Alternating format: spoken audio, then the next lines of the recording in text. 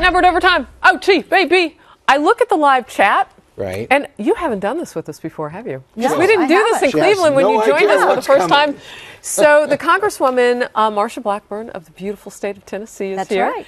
And online with us. And when we were together for the first time, you, Sandra, and me and our crew, we hadn't done overtime on the road. We had a digital hangout later in the day. So this is the first time for our OT Baby audience to see you. Welcome. Thank you. So basically, this is 10 minutes of, we like to say, unfiltered sort of. I mean, it's still out there. I mean, everybody can hear you. Supposed to have been filtered in the last I want to hear what Harris should have been. I want to know what Harris is thinking about me over the weekend if we're getting unfiltered. Oh my goodness! Well, what awesome things were you thinking? Give it to me. Well, first of all, as Donald Trump was speaking at Gettysburg on Saturday and kind of laying out his ideas for moving forward, he talked about his first 100 days and whatnot. I knew you would be watching.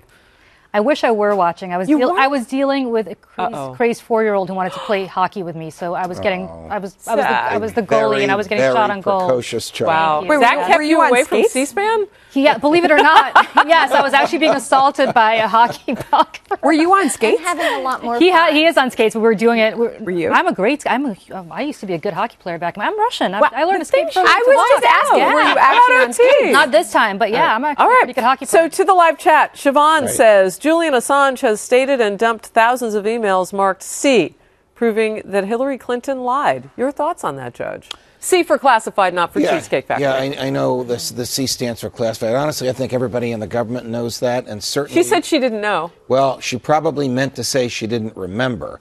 The reason I say that is because on her first day in office, she had a 2-hour tutorial from 2 FBI agents, at the end of which she signed an oath in which she swore that she understood what the classifications were, what the markings meant, and how she had to keep national security secrets in a safe venue. So at one point she knew. It's simply not believable that she didn't know what it meant. And I think that's the thing that is troubling, is that for her to say she did not know what it meant, of course she knew what classified information was. She had lived in the White House. She was the First Lady. Right. She was a senator, and then she goes to be the Secretary of State. And I find it just really quite remarkable that she expects that the American people would believe that she did not know what was classified. I believe that she did not know. How do we I don't know, that they and did? I think that's one of the things that is so disturbing to my constituents, is that now you have the appearance of the FBI being in on this. How do we cover this up? Right. And the cover up is always the word. I would much rather her have come out and admitted this, and then What would she have admitted exactly that would have put this to bed? Well, nothing would have put it to bed. If she Right. started making admissions to the FBI, they'd have a difficult time not indicting her, no matter what Jim Comey said. So I want to go back to what you said, though, Congresswoman, about, who would have suspended all sort of consciousness to believe that she didn't know what the C stood for classified and so on and so forth. I don't know, Judge, that the FBI did believe that. Maybe something else was happening behind the scenes. Well, we don't know. remember Martha Stewart in the insider trading case. She's not indicted for insider trading. She's indicted for telling one lie to an FBI agent, during the course of which he told one lie to her. But he's allowed to do it.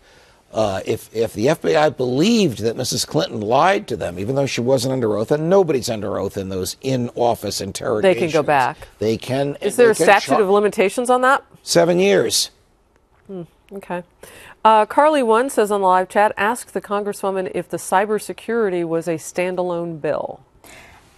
the data security bill is a standalone bill, and then Devin Nunes out of California has had a cybersecurity bill. It has passed the House. I don't think it's passed the Senate yet.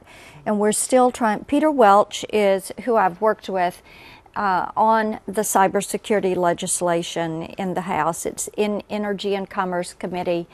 She can go to the website, Energy and Commerce Committee website, and pull it up. Take a look. Interesting. I'm reading JX Brand 99. I live in the Philly area. Trump's Gettysburg Address, just outside Philly. The coverage of Trump's address by Sunday, Philadelphia Inquirer, largest Philly newspaper readership today, and Philly.com, 0. Not even mentioned on Sunday. I missed the TV. So, I mean, but that's interesting. I'd have to vet that if I, because who knows. maybe on which seem page. right. That doesn't Philadelphia seem Inquirer, right. I believe they did cover the Bucks County rally. I'm pretty positive they covered that rally. But. Yeah. Okay. Sandra, what's on Facebook Well, Live? we just got Facebook up and running, so happy that for those that are joining us. The online chat's been bumping since the top of the hour. But chime in on Facebook now. Give us a shout out. A lot of people talking about the $500,000 that went to the wife of the FBI agent. Yeah. That was the FBI agent working on the Hillary Clinton investigation. Love the judge, says Leslie Harris. You are awesome. Fact. Everybody's favorite. Everybody's favorite. But yeah, lots of people are logging on right now, so send us your thoughts and send us your questions. We've got Congresswoman Blackburn and the judge on the couch today. Okay, so you've got 439 seats up for grabs. That's everybody. What do you think is going to happen on November 9th when we wake up in terms of Congress? I would preface it by this, just because I did a little research over the weekend. We have the largest majority for Republicans in the House since 1928, so not likely to see that flip. You're correct. I don't think we will see it flip. And we may lose a few and gain a few in other districts. And I think one of the things we have to realize with this election season, it has not been business as usual. The one thing that has been business as usual is the Clintons and the way they've run the Clinton Foundation, what we're learning in the emails, that has been business as usual. So I do think that you will see some new members of Congress, Republicans, that will win some seats. And unfortunately, there may be a few. But I have to tell you, being in Nevada, being in New Hampshire, being down in Texas, I think some of our guys are in much better shape. Have you been flying, helping some of the I others? have, helping some of my colleagues. And I think that they're in better shape. And one thing we have to remember with the House races also, and I'm sure Julie will agree with this, all politics is local. And these races are local races, and people have done a very good job of tailoring their race to their districts. And I think most of our members will be successful. And redistricting, I think, helps also. Yeah, I mean, obviously, I think so some of too. these districts have been gerrymandered to a point where it's very, very, very hard for an incumbent of a particular party to lose. Well, that's interesting, too. So how much are people talking about Donald Trump on those kind of on-the-ground local race platforms? You hear some conversation about that. Most people will come about talking about change. You know, they don't like some of his comments, and I'm one of those. I say, yes, many of his comments are indefensible. But what you have to think about is, do you want to change the path we're on, or do you want the status quo? Hillary's the status quo. How much pressure is there on Republican candidates for the House, particularly incumbents such as you, to distance themselves from Trump because of these indefensible comments? There has not been a lot of pressure to distance. Trump is going to carry Tennessee. Okay, so there's not a lot of pressure on you. Right, not on me. There will be some candidates in some areas where they are a Republican office holder in a Democrat district. Say it's a D+6 or something like that. The pressure will be on them to show how they are different.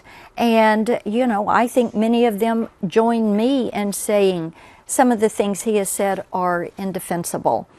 But many of Hillary's actions are indefensible. Not ever giving an answer for Benghazi, lying to the Benghazi families about the cause of the attacks, the server and all the issues that are there, the Clinton Foundation, and when you look at what happened with Laureate Education and Uranium One, the Russian reset was a disaster. What has happened in the Middle East is a disaster.